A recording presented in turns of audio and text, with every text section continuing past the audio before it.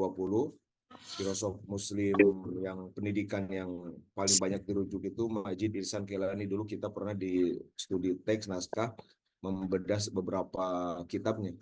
Beliau nulis Falsafat Kutab al-Islamiyah di Rosa Muqarrar. Nah, kalau kita merujuk referensi-referensi filsafat pendidikan Islam, maka tema peserta didik ini include ya menjadi satu kesatuan dengan bagaimana pembicaraan tentang manusia. Maka pembahasan bahwa hakikat peserta didik itu adalah manusia ini sepertinya kalimat yang sederhana mungkin gitu ya. Ya mungkin sederhana itu mungkin aja orang akan mengatakan ya memang manusia gitu kan. Siapa bilang bukan manusia gitu. Seawam mungkin kalau secara awam begitu. Tapi ketika kita bicara filsafat pendidikan, nah ini menjadi kajian yang sangat mendalam dan menjadi dasar tentang manusia itu sendiri. Gitu. Nah kalau kita lihat kajian-kajian para ulama, gitu, para hukam, para filosof ini setidaknya bisa kita petakan menjadi 3. Pertama, kalau Al-Ghazali itu memandang manusia sebagai makhluk yang holistik, yang terdiri dari beberapa sebut saja unsur atau komponen, jasad, gitu, akal, roh, nafs, gitu misalnya. Beliau punya 4, tetapi yang 4 ini holistik, satu kesatuan, tidak berdiri sendiri, gitu. Beliau mengupamakannya misalkan seperti kerajaan atau kota, bagaimana di situ ada wali kota, ada pejabat, ada kotanya, ada rakyatnya, sama satu kesatuan. Nah, memandang peserta didik sebagai individu, manusia ya holistik yang memiliki jasmani, rohani, dan akal, ini akan menjadi pijakan penting bagaimana seorang guru atau sebuah lembaga pendidikan memperlakukan dan mempersiapkan mereka. Ini yang pertama, bahwa peserta didik sebagai manusia dalam pengertian itu. Yang kedua, ketika bicara manusia dalam filsafat pendidikan Islam ini ada satu tema yang bisa dikatakan populer ya, yaitu tentang fitrah. Bahwa dengan modal yang 4 tadi, ada jasad, ada akal, ada roh, gitu, ada nafs. Ini tentu kalau dielaborasi lebih lanjut ini akan lari nanti ke filsafat itu sendiri. Nah, kemudian fitrah ini di sini saya coba garis bawahi di slide yang yang terbaru yang saya visi, bahwa yang dimaksud fitrah di sini adalah bahwa peserta didik mereka sebagai dari mulai lahir dan seterusnya ini membawa bekal benih keimanan atau tauhid, atau kalau dalam konteks riset di Barat ini bisa dijajarkan atau dianggap sebagai apa yang disebut oleh mereka sebagai God spot. Nah ini fitrah di sini tidak dalam pengertian umum bahwa ini tentang potensi kebaikan. Karena kalau kita lihat hadis-hadis tentang fitrah, ayat-ayat Quran tentang fitrah, itu arahnya adalah fitrah di sini tauhid. Misalnya di dalam hadis yang populer ya, dulu juga kita pernah mendiskusikan dalam teologi pendidikan dulu, hadis kullu mauludin yuladu 'alal fitrah. Lalu kesananya kan dilawankan dengan keyahudian, kemajusian, gitu, kenasranian. Maka fitrah di sini adalah tauhid, keislaman. Nah, ini sesuai dengan ayat Al-Qur'an yang sangat populer juga, bahwa semua kita di alam arwah itu sudah mengalami satu negeri, namanya negeri Alastu. Di mana di situ Allah mempersaksikan Alastu birabbikum, kan? Nah, di situ semua mau yang sekarang musik atau bukan, ya semua anak didik lah kalau dalam konteks ini, itu semua yang sekarang jadi siswa, jadi sanjir, itu semua itu udah jawab yang sama, seragam jawabannya, bala syahidnya. Nah, inilah yang disebut dengan fitrah. Yang ini nanti, ketika kita melihat misalkan peserta didik sebagai manusia yang bawa fitrah, tentu ini juga akan berpengaruh nanti pada bagaimana pendidikan, gitu. Punya misi-misi menjaga fitrah, merawat, menumbuh kembangkannya sedemikian rupa.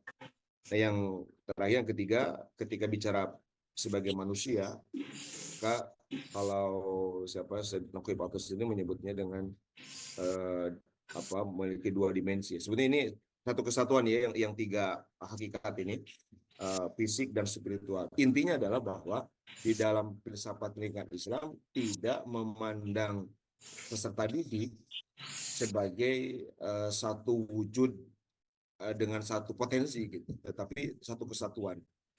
Lahir batinnya itu satu kesatuan. Lahir mempengaruhi batin, batin mempengaruhi lahir gitu. Lahiriah dengan batin itu satu resiprokal. Tidak bisa hanya pendekatan lahiriah mengabaikan batinnya atau sebaliknya gitu. Ini yang tentang hakikat peserta didik sebagai manusia. Nah, yang berikutnya tentang kedudukan peserta didik. Kalau kita lihat bukunya Majid Irsan Kailani, Falsafah Tarbiyah Islamiyah, itu kita nggak akan menemukan pembahasan misalnya peserta didik secara tekstual gitu ya. Tetapi kita akan menemukan pembahasan kedudukan manusia. Nah, dalam konteks ini, saya kira inilah juga kedudukan peserta didik. Atau kalau Majid Irsan Kailani ini nanti mungkin dengan pembahasan fungsi, beliau menyebutnya sebagai insanu tarbiyah gitu ya, dalam buku-bukunya. Nah, ada tiga kedudukan peserta didik ini. Pertama, dia punya kedudukan sebagai abdun. Dua, dia punya kedudukan sebagai khalifah. Tiga, dia punya kedudukan sebagai insan. Sebagai abdun, perannya adalah ibadah. Bagaimana menjalankan fungsi-fungsi kehambaan kepada Allah Subhanahu wa Ta'ala, bahwa hidup yang Allah berikan kepada dirinya itulah modal dia untuk menghamba kepada Allah. Waktu dan segala macam yang mereka miliki itu adalah jalan untuk nanti mereka di negeri keabadian itu meraih hasilnya, atau sebaliknya, apa sebab itu buruk. Nah, ini tentu juga pemahamannya akan berbeda gitu, baik ke peserta didik, ke guru, ke lembaga pendidikan. Ketika melihat mereka sebagai abdun, mereka punya kedudukan sebagai abdun, tentu akan ada upaya nanti di akhir akan ada pembahasan tentang implikasi pedagogis dari pembahasan. Yang kedua, khalifatullah. Tentu khalifah di sini dulu juga pernah kita mendiskusikan, tidak dalam pengertian pemimpin negara ya, tidak dalam pengertian khalifah sebagai tata negara, bukan. Tetapi khalifah di sini sebagai agen Gusti Allah untuk memakmurkan. Sejatinya kan Allah bisa segalanya sendiri oleh beliau gitu kan. Tetapi untuk bumi ini Allah ciptakan buminya, ya Allah ciptakan manusia, silakan gitu, urusin. Nah, yang menarik bahwa kalau Majid Irsan Kailani menyebut kalimatnya taskhir. Taskhir ini adalah bagaimana menaklukkan. Nah, kadang-kadang kalimat menaklukkan ini suka dikonotasikan negatif ya. Padahal kalau lihat kalimat, memang taskhir artinya menaklukkan. Sakhorna, kamu taklukkan. Padahal kalau lihat Al-Quran, ada dua terminologi dalam interaksi dengan bumi ini. Pertama taskhir ini menaklukkan dalam arti bumi ini dikenali, diketahui potensinya segala macam sehingga bisa diberdayakan positif. Nah, itu namanya taskhir. Kalau tidak seperti itu, dieksploitasi untuk keburukan, itu namanya ifsad. Gitu. Itu namanya mungkin dikaji juga digali tapi untuk hal-hal yang negatif. Nah, Al-Quran memandang manusia yang tentu juga itu punya peran di situ. Bagaimana peran-peran mengelola bumi gitu. Dan yang terjadi di dalamnya untuk sebaik-baiknya kehidupan. Dan terakhir insan gitu ya. Ini populer ayatnya dalam Al-Hujurat, li ta'arufu. Punya peran itu, punya peran ta'aruf, punya peran ta'awun, sehingga punya peran untuk menerima perbedaan, punya peran untuk tidak membenci perbedaan, punya peran untuk mencari-cari persamaan sebagai insan ini, makhluk sosial. Ta'aruf ini kan semangatnya di situ ya. Sebenarnya ta'aruf ini semangat inti dari moderasi beragama. Karena moderasi beragama kan hanya ramai dibicarakan ketika orang nggak siap beda gitu kan. Maka ruh moderasi kalau menurut saya dalam konteks ini adalah kedewasaan menyikapi perbedaan. Beda sebagaimanapun ya dipahami sebagai fenomena hidup, ya harus diterima gitu kan. Beda semacam apapun, beda agama sekalipun ya memang faktanya begitu gitu. Tinggal nanti penyikapan seperti apa. Nah, ini tentang kedudukan peserta didik. Nah ini yang kalau menurut saya yang agak menarik sebenarnya yang ini tentang hakikat peserta didik. Ini sering kadang-kadang bukan diabaikan, luput dari radar analisis kita gitu. Bahwa kalau kita lihat yang sederhana aja dalam taklim sebenarnya, kita ta'limul muta'allim. Atau apalagi kalau lebih dalam lagi dia berbagai variasi ini. Ada beberapa istilah terminologi untuk menyebut peserta didik. Yang ini dalam kacamata filsafat pendidikan tentu ada pesan filosofisnya gitu. Saya mengidentifikasi walaupun bisa ditambahkan beberapa tapi setidaknya ada 4. Pertama ada talib, kedua ada murid, gitu ya. Ketiga ada tilmid, keempat muta'alim, kelima sahib. Ini kita akan temukan di dalam berbagai kitab ketika berbicara pendidikan pembelajaran Islam. Kita akan mulai dari talib. Ini yang paling populer ya. Ini tidak, kalau yang 5 ini tidak bicara level tingkatan. Nah, misalkan kalau SD disebutnya apa dan seterusnya, tapi ini secara umum bahwa peserta didik dalam Islam ini dia punya fungsi sebagai talib. Talib ini tentu kita paham semua secara leksikal dari kata tolaba gitu, mencari gitu kan. Ya maka ini mengandung pesan seorang talib ini punya fungsi untuk aktif mencari, bukan dia menanti. Dia mencari, dia betul-betul ada satu proses pencarian yang mungkin kalau dalam bahasa lebih tinggi bisa aja pencarian ini berbuah nantinya jadi riset, itu kan jadi analisis segala macam. Dia mencari. Kalau dihubungkan misalnya dengan dalam pendidikan itu taksonomi Bloom misalnya, mungkin Tolib ini mengandung pesan filosofis level mana gitu, bukan hanya memahami itu terus, bukan menganalisis, menerapkan segala macam. Ini Tolib. Nah, jadi kalimat Tolib ini mengandung pesan filosofis yang tinggi ketika kita menyebut atau melihat mereka sebagai Tolibul ilmi. Gitu. Berarti ada pesan mereka aktif, ada pesan mereka terus mencari. Kalau mencari kan nggak berhenti gitu, terus nemu satu di perdalam lagi. Ini yang ditangkap dari penyebutan kata talib yang ini bisa kita bisa temukan di dalam berbagai literatur yang membicarakan pendidikan gitu. Walaupun kadang-kadang talib ini misalnya kadang-kadang dipakai untuk mahasiswa, tapi dalam konteks yang kajian saya ini tidak memilah berdasarkan tingkatan-tingkatan itu. Yang kedua adalah murid. Kita semua tahu murid ini. Nah, yang menarik ini akan beda banget gitu antara pandangan filsafat pendidikan Islam dengan yang sekarang misalnya. Kita selama ini mendengar kata murid konotasinya tuh anak SD gitu kan, SD anak kecil. Padahal sebetulnya kalimat murid ini mengandung pesan filosofis yang tinggi luar biasa karena diambil di kata iroda. Maka murid ini mengandung pesan filosofis, peserta didik ini punya iroda, punya will, punya keinginan, punya azam, punya etika yang tinggi gitu, yang jauh.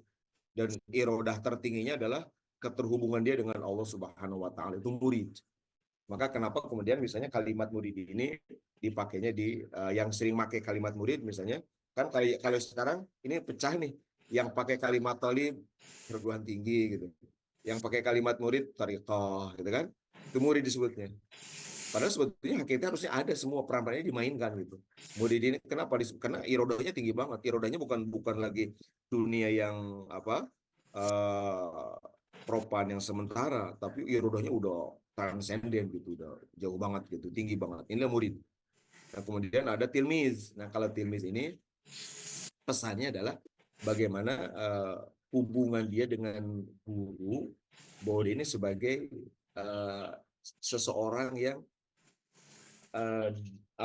diam di depan guru, cinta guru, taat guru, patuh guru, cinta lah kapan. Sehingga ada kesetiaan, ada loyalitas kepada guru di situ. Tilmiz, ya ada pesan-pesan bagaimana dia memposisikan diri di depan guru dengan paham. Ini yang oleh Ibnu Abbas gitu kan dikatakan zalalta taliban fa'ajazta matluban. Ketika engkau jadi mahasiswa ya jadi peserta didik lah gitu. Apapun levelnya ya harus siap merendahkan diri gitu. Nanti pada saatnya ya kalau sekarang mencari-cari dalam kehinaan diatur-atur itu kan kudu kuliah, kudu kan itu hina namanya kan diatur-atur kita yang ngikutin aja gitu kan. Walaupun diatur kurus karolot gitu. Aku ya nerima aja gitu. Nah, tetapi pada saatnya saya pada level matlu, pada level dicari dalam kemuliaan. Nah, ini tilmiz ini situ, mengandung pesan-pesan seperti itu. Jadi merendah. Yang ini kadang-kadang, padahal memang itu model begitu. Dan Rasulullah SAW ini sangat mengajarkan itu gitu. Jadi kalau kemarin ada diskusi ta'zim itu ya sebetulnya kalau kita kembali ke Rasul, ta'zimnya lebih dari gambaran kita sekarang. Bagaimana ta'zim sahabat ke Rasul, ta'zim sahabat junior ke sahabat senior, itu bagaimana ta'zim Ibnu Abbas ke Mu'adz Jabal itu akan melampaui gambaran kita bagaimana seorang murid hormat pada gurunya. Yang keempat muta'alim. Nah, kalau muta'alim ini lebih pada proses intelektual, bagaimana ada proses yang berkelanjutan dari ta'alama. Karena ta'alama ini kalau kajian Pak Wildan yang ahli sorok, itu kan wazan tafal ini menunjukkan proses yang berkesinambungan gitu. Kalau fa'alanya itu adalah muta'adinya, yang fa'ala ini artinya kalau ta'alama proses. Jadi ada proses yang tanpa henti, terus ngaji, terus belajar sedemikian rupa. Ini muta'alim, gitu, tidak ada berhentinya, gitu, sampai kapanpun. Ini yang kalau di dalam kitab Ta'limul Muta'alim itu kan ada bahwa dambaan para ulama itu adalah apa? Mati sebagai muta'alim, gitu kan. Ingin wafat sebagai pencari ilmu. Karena luar biasa kan hadiah Rasulullah untuk orang seperti itu. Sehingga para ulama itu kalau sedang sakit, mereka panggil santrinya, bacain kitab. Tujuannya supaya ingin kalaupun mati itu sedang mendengar ilmu, berarti sebagai muta'alim. Yang tadi sohib. Nah, sohib ini kalau menurut saya adalah level fungsi tertinggi peserta didik. Inilah yang dipakai oleh Rasul dengan para sahabat. Kita nyebutnya sahabat Rasul kan. Padahal sebetulnya aslinya mereka peserta didik Rasulullah. Aslinya mereka adalah mahasiswanya Rasulullah, muridnya Rasul, santrinya Rasul. Tapi menyebut sahib. Sahib ini ada dua implikasi. Pertama, hubungan sesama gitu ya, mereka sebagai partner, teman kita. Yang kedua adalah ada kebersamaan yang terus dijaga bersama guru zahir batin. Jadi walaupun sahabat juga kan tidak selamanya 24 jam bersama Rasulullah, tapi kebersamaan batin mereka itu yang dijaga terus. Dan ini hakikat pendidikan seperti bagaimana ada relasi batin yang tinggi antara guru dengan murid, ya setidak-tidaknya misalkan dalam bentuk mendoakan. Kita diajarkan misalkan setiap ada sholat kan, wali masyayikhin itu kan sebenarnya relasi suhbah. Atau kalau dalam Thariqah Naqsyabandiyah itu misalkan ada namanya robit. Atau mungkin di Bu Siti Nura mungkin tahu di Thariqah Abah Anu itu kan kenapa kita harus misalkan kalau zikir itu membayangkan guru. Ya karena memang harus begitu gitu. Karena guru menjadi motivasi kita dan itu sebetulnya hanya trigger aja gitu untuk penyambung pada Allah SWT gitu. Namun orang isin ku guru wiridan tebener pilaku teu isin ku Allah gitu sebagai mazkur yang didirikan. Nah, dari pembahasan ini maka saya langsung ke implikasi pedagogis saja. Ini dari filsafat seperti tadi itu akan melahirkan pandangan pedagogik yang berbeda dengan pendidikan lain. Kan bagaimana tujuan pendidikan dirancang, bagaimana guru mengajar tujuannya apa. Bahkan misalkan ketika kita paham tujuannya, kalau merujuk Imam Ghazali misalnya, Imam Ghazali itu membahas ada 10 peran peserta didik wadhaif. Nah, ternyata beliau membahas, saya akan soroti peran pertama dan terakhir aja. Satu, ini implikasi pedagogisnya. Bahwa tugas pertama ya peserta didik dengan pemahaman yang tadi tentang hakikat dan seterusnya, itu adalah tugas pertama sebelum belajar membersihkan hati.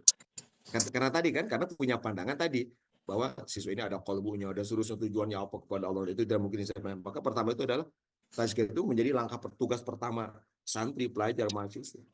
Kalau Imam Ghazali menggambarkannya, kalau ada pohon berbuah pahit, terus disirami, maka dia akan makin pahit gitu. Sebelum punya ilmu saja sudah pahit, sudah sombong, sudah kotor, ya kalau punya ilmu akan makin kotor gitu.